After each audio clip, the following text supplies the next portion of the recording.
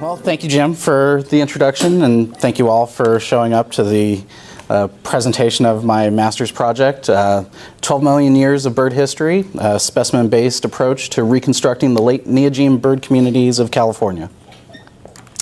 So I'll begin with a bit of background, identifying some of the previous work that was done in this region, and then continue on to the research questions that I sought to answer. Bit of discussion of the collections that I was looking at, and the dominant seabirds that were found throughout the data set that I was using. Then we go on to like the real meat of the project, which was identifying how these bird communities are changing through time, and then we'll conclude with a bit of discussion. Now, seabirds are a common sight along the coast of California today, and they have a history in this region stretching back to the Oligocene. Now, modern seabirds are affected by many environmental factors, and it is with this in mind that we look to the fossil record to understand the effect physical drivers can have on ecological communities of the past. Now, why should we use seabirds for the study of faunal response to physical drivers? Well, for one, seabirds, their fossils are quite numerous in collections around here in California and in institutions around the world. And so with these abundant numbers of fossil specimens, we can create a large data set to analyze and understand relative abundance. In addition, seabird fossils are easy to identify from whole and fragmentary remains. So unlike other taxa whose most diagnostic feature may be the skull, seabirds their postcranial material can be easily identified to their taxa. So as an example, this here is the humerus or upper arm or wing bone, as birds would have, from a Mancallien. And we'll talk about Mancalliens as we proceed forward. And lastly, modern seabirds respond quickly to immediate changes in their environments, and so we expect the fossil record of seabirds to represent those past environments. Now, previous workers, such as Hildegard Howard and Ken Warheit, spent many years studying fossil seabirds and naming many new species in this region. In particular, Ken Warheit produced the only other study of seabird diversity through the fossil record, and this is a figure from his research, and he correlated the change in diversity that he saw with tectonic and climate changes. Now, these diversity patterns that he identified were based solely on literature, that he used previous literature to identify the appearance and disappearance of species over time. Now, this methodology of using the literature to identify taxonomic richness has an inherent bias to it, that it falls to the mercy of the literature, of what has been published. For example, perfectly nice specimens could go overlooked by workers as they tend to identify species within their particular realm of expertise. Now, my study uses a specimen-based approach to remove that literature bias, that by using hundreds of specimens, I could get counts of relative abundance, not just the appearance and disappearance of species, otherwise known as taxonomic richness. And this relative abundance can really say what the diversity of the community, of the seabird community at this time is doing and how it's changing. And in particular, the foundation of my study is a collection of seabird elements from the Cooper Center, which I'll discuss shortly, from the Middle Miocene to early Pliocene of California. So we're looking at a much more refined temporal and spatial set than Ken Warhite did previously. Now, my study sought to test and refine these patterns that Ken Warhite had previously identified. But in addition to those patterns, to testing those patterns, my study was also sought to answer, how were seabirds affected by tectonic and climate change along the California coast during the late Neogene? And to answer, how do patterns of seabird abundance through time help explain the effect of physical drivers on other marine vertebrates during the Miocene? Now, the Miocene is a period of global cooling with a brief rise in temperature, known as the Middle Miocene climatic optimum, highlighted here. My study uses seabird fossils contained in rock formations throughout California, beginning at the Middle Miocene climatic optimum and continuing into the earliest Pliocene. In particular, the rocks of Orange County are very special, as they are the only location in California that contains a nearly continuous sequence of rocks containing seabird fossils from this period of time. Now, also occurring during this period of time, we have the continued subduction of the Farallon and Pacific plates, and as the spreading ridge that separates them was migrating along the North American plate boundary, we have the development of the San Andreas Fault. And it's that continued transform movement of the San Andreas Fault that led to the development of the Los Angeles Basin. Let's see. And it was this transform motion that not only accounted for the development of the LA Basin, but several other late Neogene sedimentary basins shown in this figure here. So the sequence of rocks that we get in Orange County begins with the Topanga Formation here. The Topanga records the initial development of the LA Basin, as well as that high in temperature, the Middle Miocene climatic optimum. Followed by the Monterey Formation. This is where the LA Basin reached its deepest points, and records the cooling coming out of the Middle Miocene climatic optimum. And lastly, the Capistrano Formation is a return to shallower depositional depths and continued cooling into the earliest Pliocene. Now, the seabirds collected from these three strata and the rest of Orange County's fossil record are housed within the John D. Cooper Center, John D. Cooper Archaeological and Paleontological Center. It's a mouthful. The Cooper Center, to shorten it, was completed in 2003 to house the millions of fossils collected over decades of paleo mitigation work during the construction of Orange County. Within this massive collection, we actually have a smaller set of birds here in this picture, representing the Middle Miocene to early Pliocene. We actually have over 300 seabird elements, and of those, just about half, 149, I've been able to identify to the family level or finer. And these seabirds come from these localities mapped out here, which, as you'll notice, come from the southern half of the county, reflecting the most recent development of this region. And you'll notice that the localities are color-coded to correspond to the sequence of strata here in Orange County.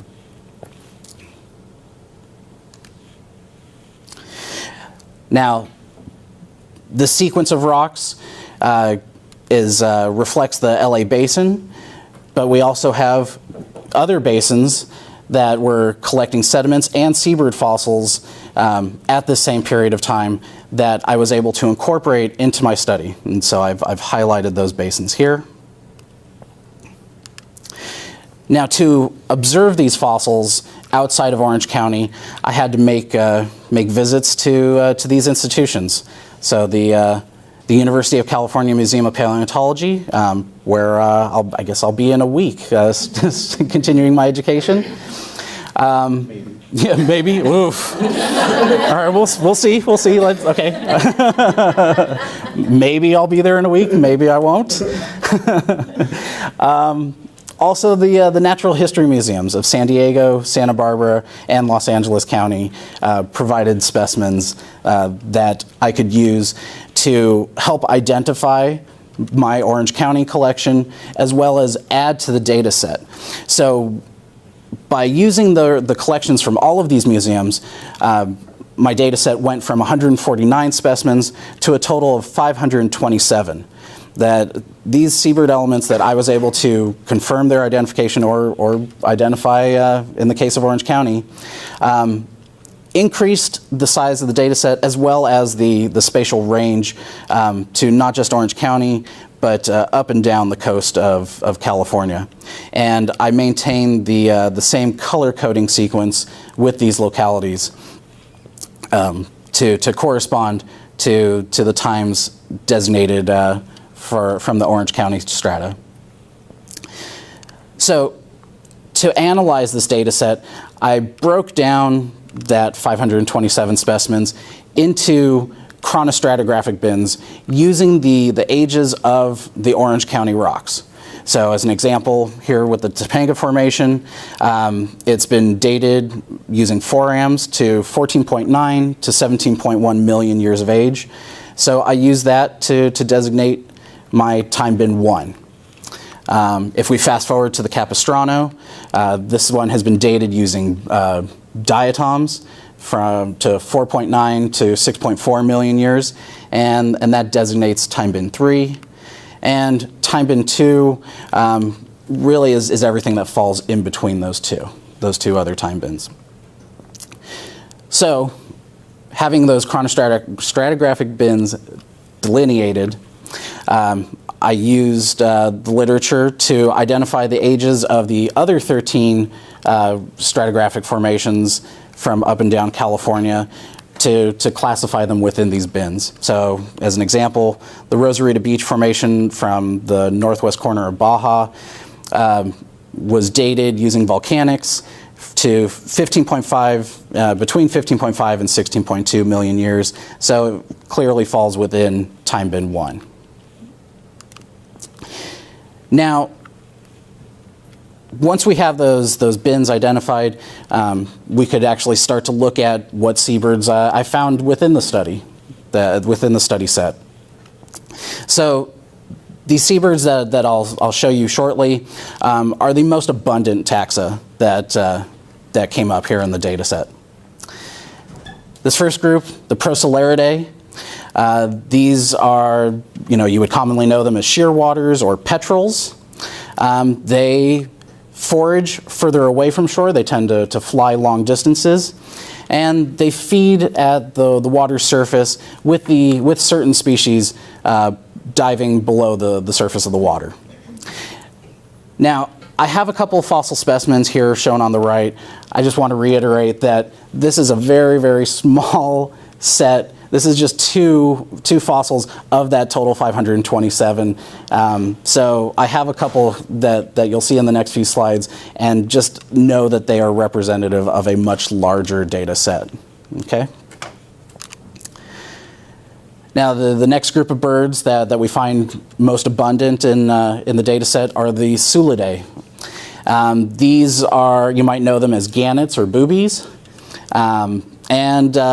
they exhibit plunge diving. So as they're foraging for food, they'll fly in the air and dive straight from the air to the water, using their momentum to take them to their prey. And they tend to feed near, they range from near to far shore as their foraging range. This next group, called the Panalcidae, comprises the Alcidae, which I have listed here, and Mancallinae, which are the next slide that I'll talk about shortly. So just know that Panalcids include this slide and the next one. Now, Panalcids, they are wing-propelled divers. So unlike the sulids and the procelariids, these guys swim entirely underwater to capture their prey. These guys, these alcids, they still maintain flight, and they tend to range closer to shore for feeding purposes. Now, the Mancallinae, again, still a member of that Panalcidae. These are different from the alcids in that they've totally given up flight capability. Similarly to penguins, these birds have gone completely flightless. They are wing-propelled divers, so they're still, swimming through the water, capturing fish, as this picture kind of shows, and they're completely extinct. The alcids from the previous slide, we still see alcids today. Mancallines went extinct in the Pleistocene. So I have to say one thing about this picture that I used here. This is not a reconstruction of a Mancalline. Believe it or not, I couldn't find any pictures of an artist's reconstruction of a Mancalline. So in its place, I've used the great auk. Some of you may have heard of that. This was also a member of Panalcidae, though not a Mancalline. It was also flightless, and it's also extinct, though it went extinct more recently in the 1800s as people were overhunting for their downy feathers. So just to reiterate, the Mancallines and alcids combined form Panalcidae. These are wing-propelled diving birds that tend to feed closer to shore. Now, the Mancallines gave up flight, whereas the alcids remained volant or maintained their flight capability, similar to procelariids and sulids. Now, procelariids do exhibit some wing-propelled diving, but they also feed along the surface of the water and tend to go further away from shore to forage. And sulids, these are plunge divers, and they range from nearer to shore to further away. So now that we've identified some of the birds found at each of these localities, we can really start to analyze the bird community at each of these time bins. So if we look at the first time bin, again, this is based on the age of the Topanga Formation, so ranging from 14.9 to 17.1 million years. Contains specimens from the Topanga Formation, from Rosarita Beach, Round Mountain Silt, and the Temblor Formation. This sample includes 184 seabird elements.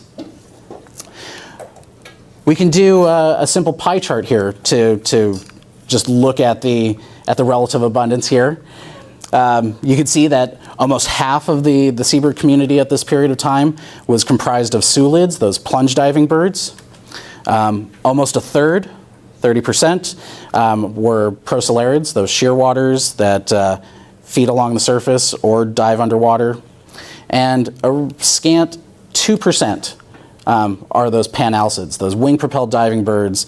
They're making up a really small proportion of the community, and as you'll notice, we don't even have any Mancallines. It's all alcids at this period of time. Now, if we move forward to time bin 2, this is comprised of the Monterey Formation of Orange County, LA, and Santa Barbara, the Modelo, the Santa Margarita, the Mulholland, and the Wilson Grove formations. And this data set has 120 specimens to it.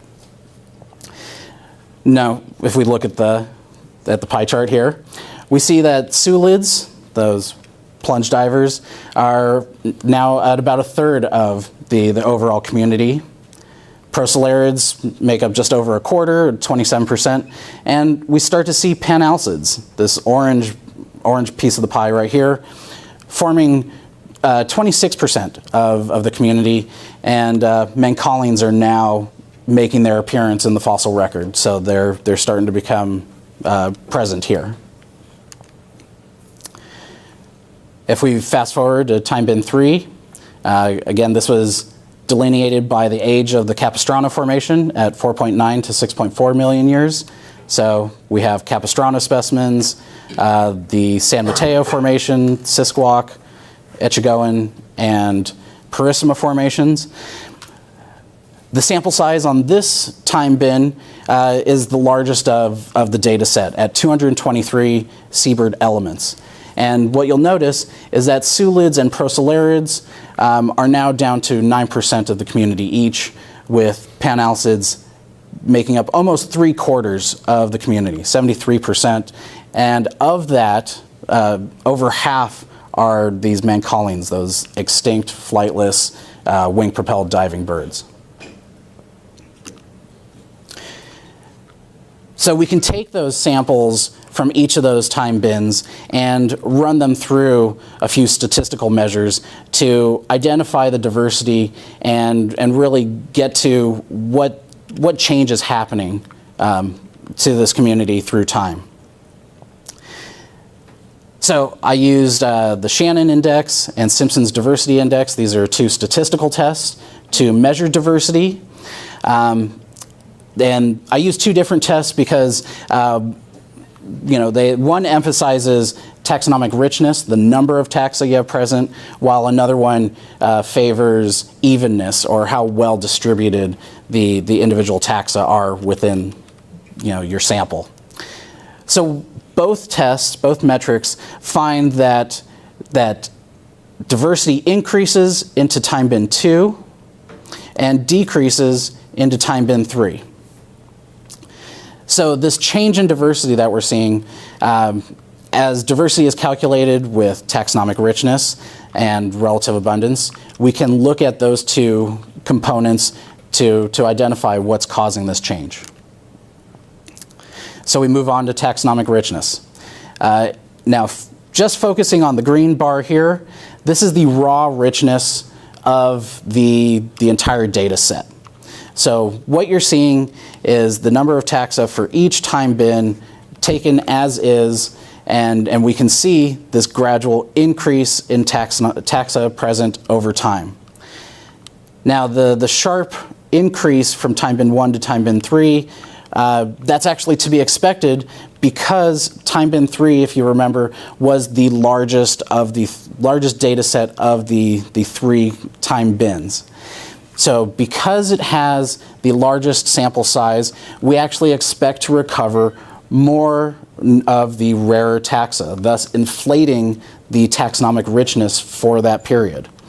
So we used a method called rarefaction, over here in the bottom right, to normalize to account for all these different sample sizes. We normalized down to the smallest sample size, which was, if you remember, time bin 2, it had 120 specimens. We can use this calculation to feed into richness indices that will give us a comparison, a more straightforward comparison across time. Excuse me. So, using Margalef's richness index and Mahenic's richness index, again, two separate tests that focus on that emphasize different aspects of richness. We see an increase in taxonomic richness from time bin 1 to time bin 2, and that richness increase continues into time bin 3, though a little more gradually. So as taxonomic richness is increasing through time, if you remember back to the previous slide, we saw a decrease in diversity. So we have to push forward and account for what could be causing that change in diversity, that decrease in diversity in time bin 3, if it's not the taxonomic richness. We look to relative abundance. So these are Whittaker plots. Whittaker plots rank the most abundant taxa from most abundant to least, and just plot them out here as a line. So if we look at the red line, this represents time bin 2. You can see that we have 3 taxa, 1, 2, 3, that are making up the majority of the community at this period of time, and they're all happening. They're all occurring at roughly the same proportion, right around 30%. Now, if we look forward to time bin 3, the blue line, you'll see that we have a strong peak here at the top, indicating that our most abundant taxa contains right about 70% of the seabird community, with a sharp decline to the next most abundant taxa. And it just so happens that this most abundant taxa in time bin 3 are those panalcids, those wing-propelled divers. We take that a step further and plot each of the rock formations on a graph of depositional depth versus time. We can start to tease out the patterns of this data set. So each of these pie charts represents a rock formation from this data set. The whiskers on them relate to the time of deposition. The size of the pie charts indicate the number of specimens that were contributing to the overall data set. So rock formations that only contained 1 to 5 specimens will be represented by these smaller pie charts, and the bigger pie pieces have at least 81 specimens to it. Along the x-axis, we're using depositional depth. So starting with littoral, this is your most shallow marine sediments, followed by sublittoral, so this is right above the continental shelf. And upper to mid-bathyl depths, this is as you go beyond the continental shelf to the continental slope break. And here along the y-axis is time, with the time bins marked out. So by organizing the formations and relative abundances in this fashion, we actually see a pattern, a trend start to emerge, and that I've marked out here with this dashed line. That older sediments deposited at generally deeper depths contain more procelarids and sulids, so more of those shearwaters, more of those gannets and boobies, marked out as the purple and green components of the pie charts. And looking at younger, more shallow sediments, we find that they contain more of the panalcids, more of those wing-propelled diving birds. Oop. Now, you might be asking to yourself, well, what about this Monterey Formation of Orange County that is to the right of that trend line, but maintains a fairly substantial proportion of alcids? It is a bit of an anomaly, and I'll actually return to it later, but I just wanted to touch on it for a second here. So, as we're looking at the relative abundance of these seabird taxa, you know, I'm using the exact same colors as the previous pie charts. You know, we see this increase in abundance of panalcids and a decline of the other taxa into time bin 3. So the question then comes up, is this decline in other taxa really a decline in their abundance, or are they only declining because we're comparing them against the superabundant panalcids? So we recalculated relative abundance, removing all the panalcids from the data set, and we find that for the most part, these taxa remain relatively stable through time. You know, these procelarids are right about 31 to 35% through time. The sulids do show a decline from 50% to 30% of the remaining taxa, though this may not be statistically significant for, to note. So this pattern that is emerging really comes down to the pan-alcids, that it's this increased relative abundance of mancholine and alcids, more so than we could say about any decline in sulids or procelarids. Excuse me. So now, what could be accounting for this increase in relative abundance? Well, it could be a taphonomic bias or preferential preservation of their fossil bones. Studies have shown that wing-propelled divers tend to have thicker or osteosclerotic bones compared to non-wing-propelled divers. And in particular, the flightless wing-propelled divers, such as mancholine, will have the thickest bones still. So, in terms of thickness, we expect mancholine to have the thickest bones, followed by alcids and procelarids, as they maintain flight, but they're also wing-propelled divers. And lastly, the sulids should have the thinnest cortical bones because they maintain flight and they aren't wing-propelled divers. So this cortical thickness relates to the preservation of these fossils, that, as we would expect, thicker bones mean that the bone is more likely to be preserved through the fossilization process. So the taphonomic bias that could exist in this data set, we would see it in a similar fashion to thickness, that we would expect more mancholine fossils, followed by alcids and procelarids, and lastly by sulids. So to test this taphonomic bias, we look at the numbers through time of these bird humeri, these upper wing bones.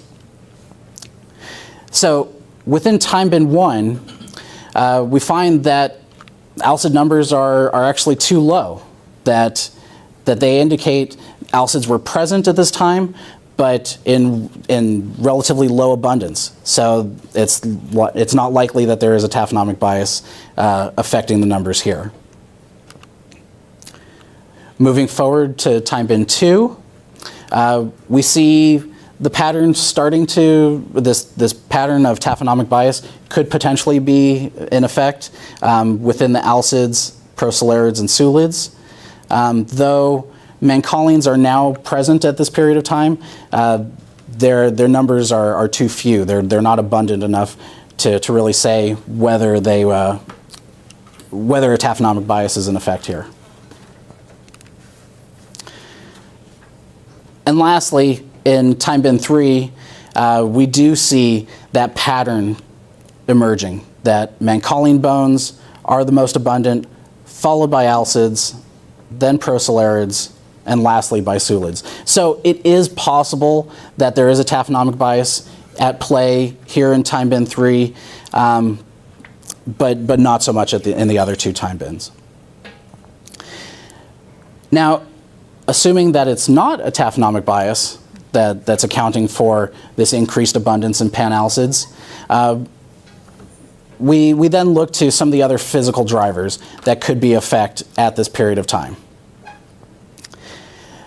So the Miocene, as I mentioned before, is a period of global cooling with this spike here called the Middle Miocene climatic optimum, which starts my study period. So my study period begins at this high and proceeds through the cooling of the late Miocene. Also taking place as global temperatures are cooling, we have tectonic movements, that the Isthmus of Panama was rising and closing off the Central American Seaway. Also occurring at that time, you have the northward movement of Australia, shutting off the Indo-Pacific Seaway over here. And as these seaways are shutting down, they're closing off, we move from a circumequatorial pattern, circulation pattern, excuse me, to something similar to what we see today with the California current. That warm water is moving westward along the equator, getting deflected off of Asia, getting cooled down in the northern latitudes, and coming back down along the coast of California.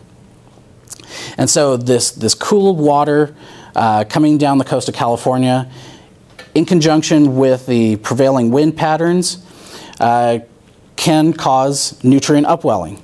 That we displace the water along the surface, and cooler, denser, more nutrient-rich water from the ocean's bottom will come up to replace it. So as this nutrient-rich water is moving upward in the water column, it's fostering the growth of phytoplankton, which then continue forward to the increase of zooplankton, and then ultimately fish, and eventually apex predators such as seabirds.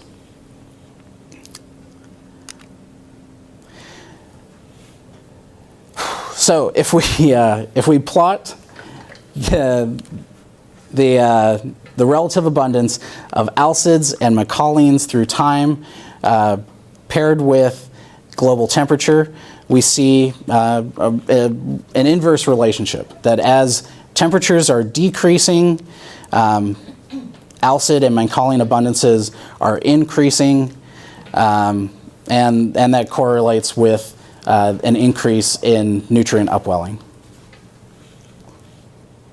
Okay. And it's this correlation of alcid abundance to nutrient upwelling that could also account for this anomaly that we recognized earlier.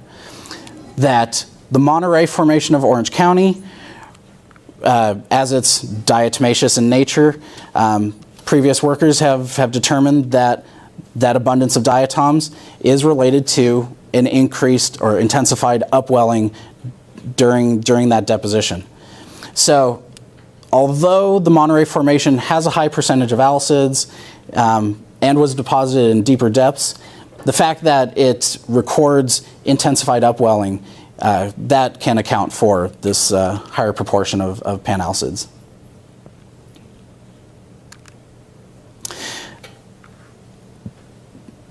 And this upwelling pattern relates to not just seabirds, but we see other contemporaneous species also responding to this change in ocean productivity.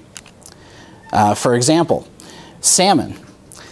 So here we have the saber-toothed salmon, noted by its big tooth over here. That salmon morphology through time, from the middle Miocene to the earliest Pliocene, they also record a change in response to these upwelling patterns.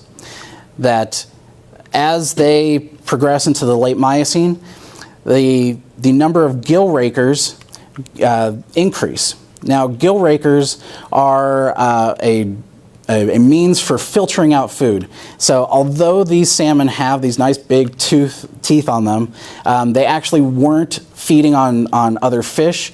They were just swimming around, filtering plankton and other small particles similar to like baleen in whales.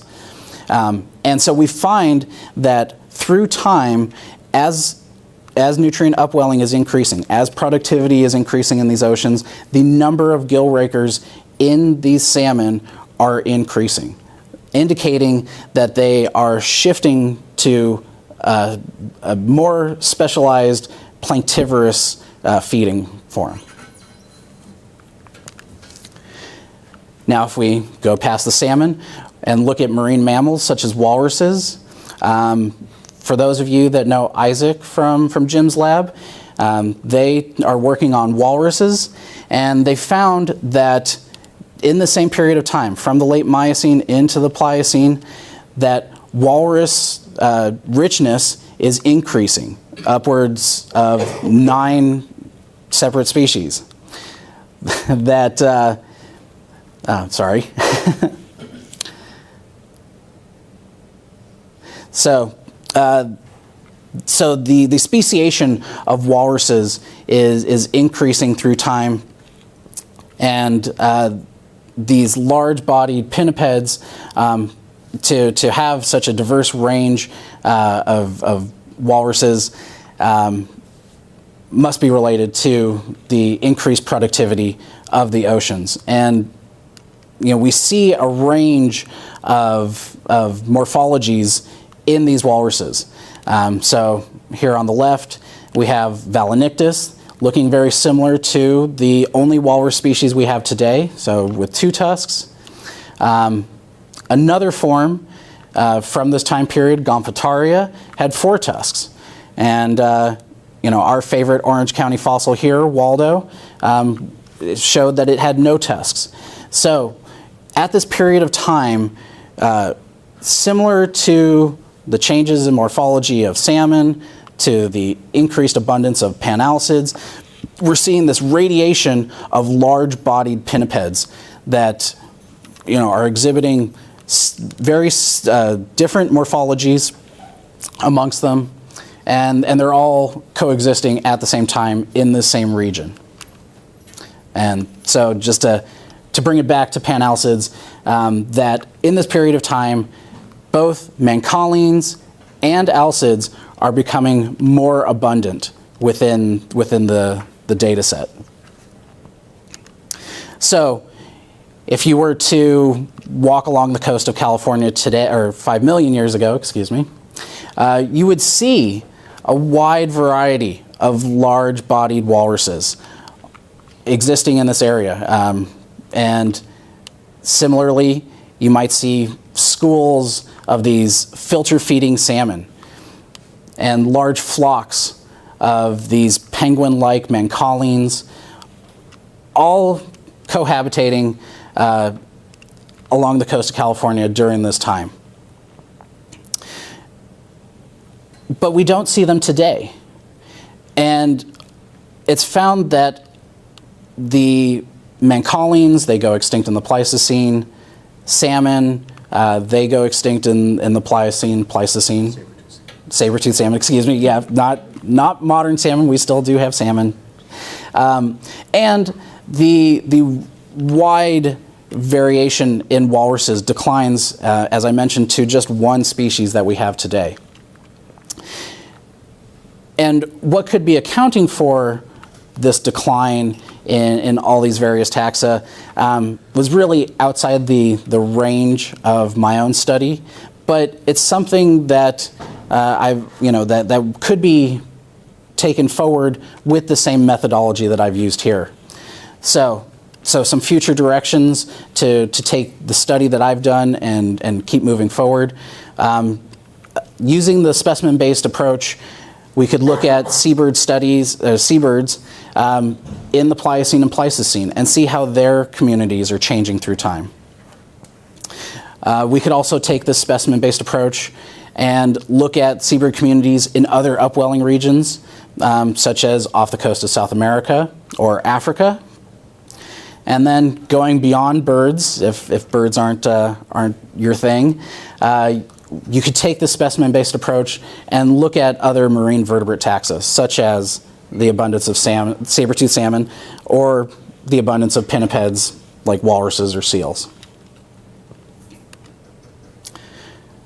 So, in conclusion, from the Middle Miocene to the early Pliocene, panalcid abundance was increasing. That is how the seabird community was responding to the physical drivers around them, as they were changing through time. Taphonomic bias could account for the changes that we see in time bin 3, the latest period of time, because we couldn't rule it out. it could be affecting the abundance there. But it's more likely that the changes in abundance we see in the seabird communities are due to the decreases in temperature, altering circulation patterns, resulting in increased nutrient upwelling. And with that, I'd like to acknowledge these sources of funding for helping to pay my way to visit all those museums. So the Wells Research Fund, the Associated Students of Cal State Fullerton, and the NSM ICC.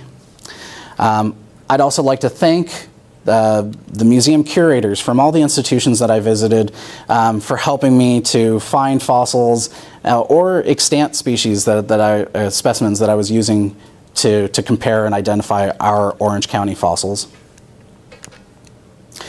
I'd also like to thank my committee members. So Jim, thank you for providing mentorship throughout this master's project. You're welcome. And Adam and Nicole, thank you for providing feedback and reviewing the large thesis, I guess, as it were.